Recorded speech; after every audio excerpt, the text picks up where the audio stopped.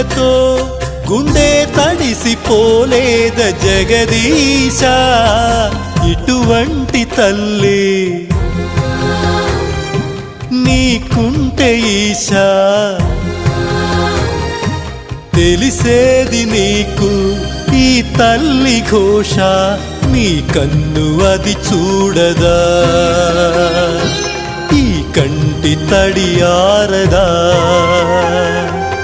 ఏ నోమునో చిందో, ఏ పూజ చేసిందో, పరమేశ నీ వరము పొంది మురిసింది ఈ కన్న తల్లి, తన శ్వాసతో బంధమల్లి.